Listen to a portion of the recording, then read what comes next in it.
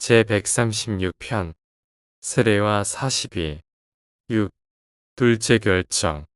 그의 새로운 신성한 지위에 본래 있는 잠재력을 고려하여 결정될 수 있는 한 그가 창조했던 지성 존재들의 모든 계층의 성격자들에 관하여 그의 정책을 정리한 후 예수는 이제 생각을 자신에게 돌렸다. 이제 이 우주에 존재하는 모든 만물과 존재들을 완전히 자의식하는 창조자로서 갈릴리로 돌아가 사람들 속에서 다시 사역을 시작할 때 직면하게 될 반복적인 삶의 상황에서 이 창조자 특권을 어떻게 사용할 것인가.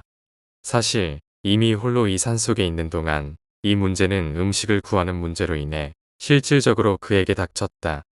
홀로 명상을 한 지 사흘째가 되자 인간의 몸은 배가 고파졌다. 그는 일반적인 사람처럼 음식을 구하러 가야 할 것인가, 아니면 자신의 창조적인 능력을 발휘하여 적합한 음식을 즉시 만들어낼 것인가. 주의 이 큰 결정은 주가 이 돌들이 변하여 빵 덩어리가 되라 명령했다. 고가상의 적들에 의한 도전으로 묘사되어 왔다. 그래서 예수는 땅에서의 남은 사역을 위한 또 하나의 일관된 정책을 세웠다. 그의 개인적 필요와 다른 사람들과의 관계에 있어서 그는 이제 의도적으로 일반적인 땅의 사람들의 길을 따르기로 선택했다. 그는 자신이 세운 자연법칙을 초월하거나 위반하거나 짓밟을 정책을 쓰지 않기로 확고히 결정했다. 그러나 그는 이미 그의 성격화된 조절자로부터 주의를 받았듯이 이러한 자연법칙이 특정한 상황에서는 크게 가속화될 수 있다는 가능성을 배제할 수 없었다. 예수는 원칙적으로 자신의 생애를 자연법칙에 따라 세우고 기존의 사회조직과 조화를 이루며 실행하기로 결정했다. 이로써 주는 기적과 이적을 배제하는 방식을 선택했다. 그는 다시 한번 아버지의 뜻을 따르기로 결정했고 모든 것을 그의 파라다이스 아버지의 손에 맡기기로 했다. 예수의 인간 본성에 따르면 첫째 의무는 자아보존이었다. 그것은 시공간의 세계에서 자연인의 정상적인 태도이며 유란시아 필사자의 정당한 반응이다. 그러나 예수는 이 세상과 거기에 사는 생명체에게만 관심을 두지 않았다. 그는 방대한 우주의 다양한 생명 존재들을 가르치고 영감을 주기 위해 고안된 삶을 살았다. 세례로 깨우침을 받기 전에 그는 하늘 아버지의 뜻과 인도하심에 온전히 복종하면서 살았다. 그는 필사자로서 아버지의 뜻에 대한 완전한 의존을 계속해서 유지하기로 단호하게 결심했다. 그는 본성적이지 않은 과정을 따르기로 결정했다. 자아보존을 추구하지 않기로 결정했다. 그는 자신을 방어하지 않는 정책을 계속 따르기로 했다. 그의 인간 마인드에 친숙한 성서 말씀을 통해 결론을 내렸다.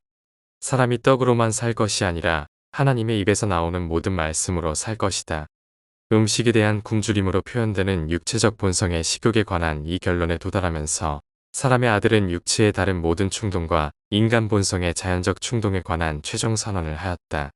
그의 초인적인 힘은 다른 사람들을 위해 사용할 수 있었지만 자신을 위해서는 결코 사용하지 않았다. 그는 이 정책을 일관되게 고수했다. 조롱하는 사람들이 말했다. 적과 남은 구했으나 자신은 구할 수 없도다. 그가 자신을 구하지 않았기 때문이었다. 유대인들은 사막의 반석에서 물을 내고 광야에서 조상들에게 만나를 먹였다는 명성을 얻은 모세보다 더 큰 기적을 행할 메시아를 기대하고 있었다.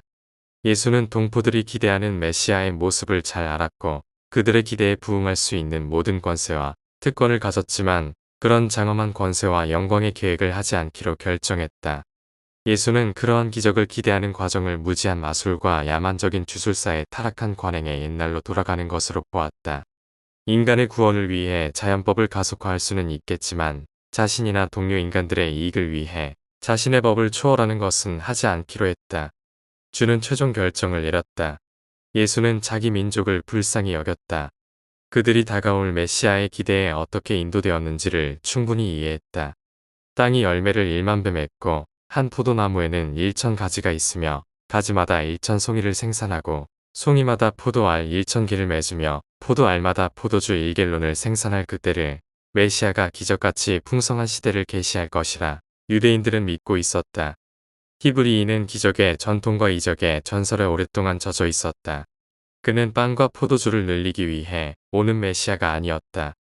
단지 세속적인 필요를 위해 사역하러 오지 않았다. 그는 하늘에 계신 아버지를 땅의 자녀들에게 드러내고 동시에 땅의 자녀들이 하늘 아버지의 뜻대로 살기 위해 진지한 노력을 기울이도록 인도하기 위해 오셨다. 이 결정에서 나사렛 예수는 우주 전체의 신성한 재능들과 하나님께서 주신 능력들을 개인적인 과시나 순전히 이기적인 이익과 영광을 위해 팔아넘기는 어리석음과 죄를 폭로했다. 그것은 루시퍼와 칼리가스티아의 죄였다. 예수의 이 위대한 결정은 이기적인 만족과 감각적인 만족만으로는 진화하는 인간에게 행복을 줄 수 없다는 진리를 극적으로 보여준다. 인간 존재에게는 지적 통달과 영적 성취와 같은 더 높은 가치가 있으며 이는 인간의 순전히 육체적인 욕구와 충동의 충족을 훨씬 뛰어넘는 것이다.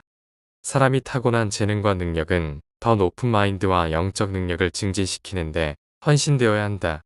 이렇게 예수는 우주의 생명 존재들에게 새롭고 더 나은 방법, 삶의 더 높은 도덕적 가치, 우주 세계에서 진화하는 인간 존재의 더 깊은 영적 만족을 계시했다.